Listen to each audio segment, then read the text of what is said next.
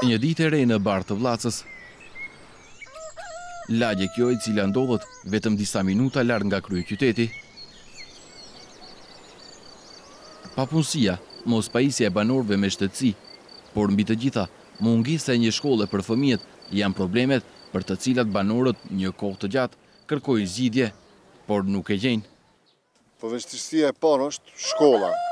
Në zonat që na mundon me kohë. Veni është dhënë, është personi që ka dhënë privat për zemrës vetë, për shpirtit vetë e ka dhënë venin me kohë. Më thonë është problemi komuna, a kupton, e vazhgit këtë punë, edhe nuk ka bënë kur një farë hapi përpara ndaj mahallës bardha, a kupton, që sa viti që si kretar komune.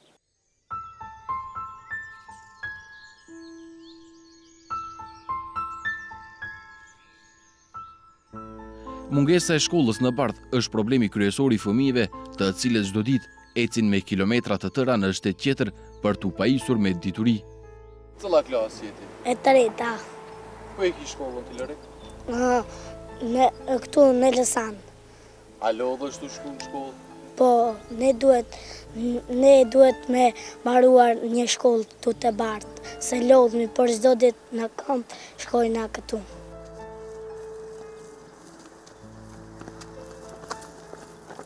A pe keni probleme shku çdo ditë në shkollë? Nuk e kena probleme, pak është larg. Larg, a? Po.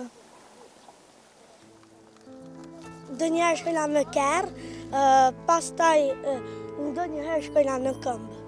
A lodh në dush në shkollë? Po, temperatura shumë e lartë e diellit, 40 gradë, ne djerësite me lodhemi shumë. Bisedojna me shukë, bëjna muhabet për shkollën, që do të me nicë të Bardhë.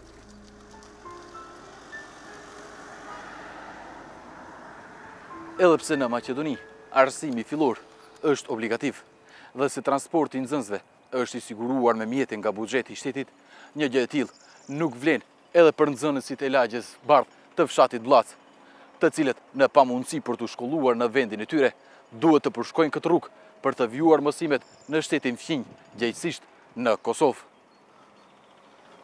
Problemet dhe hallet për banorët dhe nxënësit e Bardhit nuk përfundojnë këtu. Shumica e tyre, edhe pse jetojnë në territorin e Maqedonisë, me dekada të tëra nuk kanë shtetësi. 25 shtëpi jemi këtu, ne mundem me thonë janë 10 shtëpi, 15 shtëpi janë pa në shtetësi. Unë që 26 vjet jam i martuar. Ala, shënimi nuk ka në shtetësi. Kam apliku, ku kam shku mi kam shi dokumentat këtë, nuk ekziston, ne postove çojek. Edhe pse në dy anë të ndryshme, me probleme pothuajse të njëjta, përballen edhe banorët të cilët jetojnë në rajonin e komunës së Likovës në kufi me Kosovën. Rruga Bellanoc Stančić, që lidh dy vendet, është në përfundim e sipër.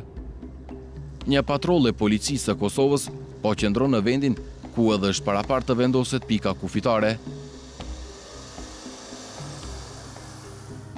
Ata nuk po lejojnë qarkullimin e veturave në drejtim të Kosovës, edhe pse numri i qytetarëve nga të dy anët që kishin ardhur në këtë pikë ishte i madh. Edhe banorët e Llojanit, rajon Kynd në komunën e Likovës, më shumë se 25 vjet, po kërkojnë hapjen e kalimit kufitar që lidh Maqedoninë me Serbinë. Kufi ky që ka funksionuar në ish Jugosllavi.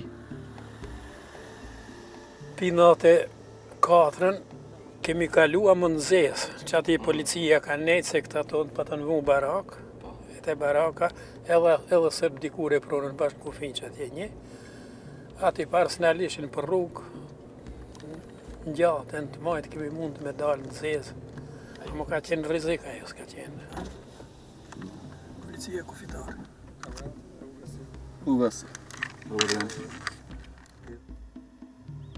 Ndërkohë një histori të njëjtë me fëmijët e Vllacës, por në periudhë kohore më të largët, ka pasur edhe mësuesi tashmë i pensionuar nga fshati Llojan, Vaxhidi Ljazi. Ka banuar në Llojan, është shkolluar në Miratoc. Po ne jemi unë për shembull jam generata e dytë. Se 8 vjeçara ishte e hapur një 2-3 vjet para se më hap në Llojan.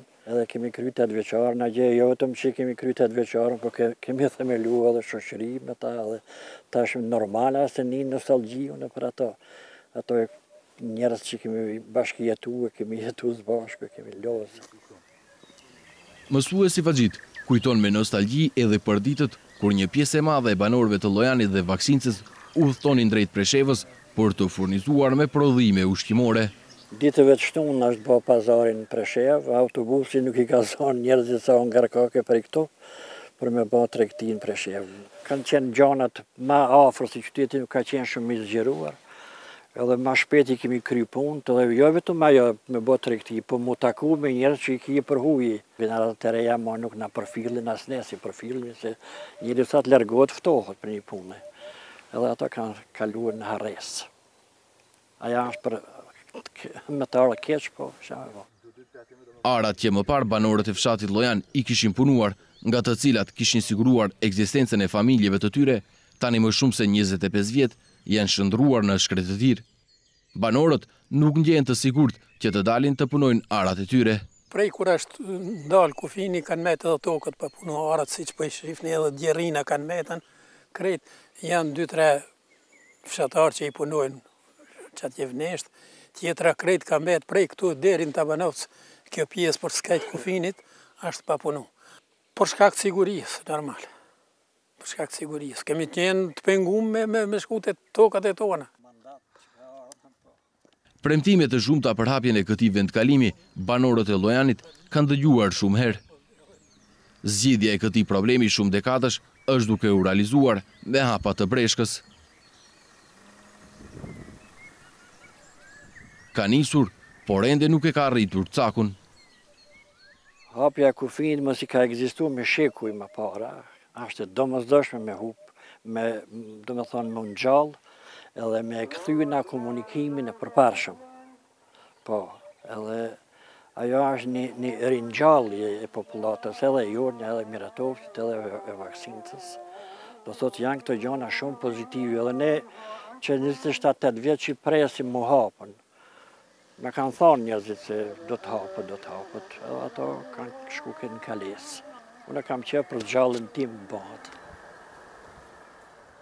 Pika kufitare Llojan Miratoc është e mbyllur prej më shumë se 20 vite. Banorët e kësaj ane tash duhet të udhtojnë më shumë se 50 kilometra për të vizituar të afërmit e tyre që ndodhen ma tanë kufirit.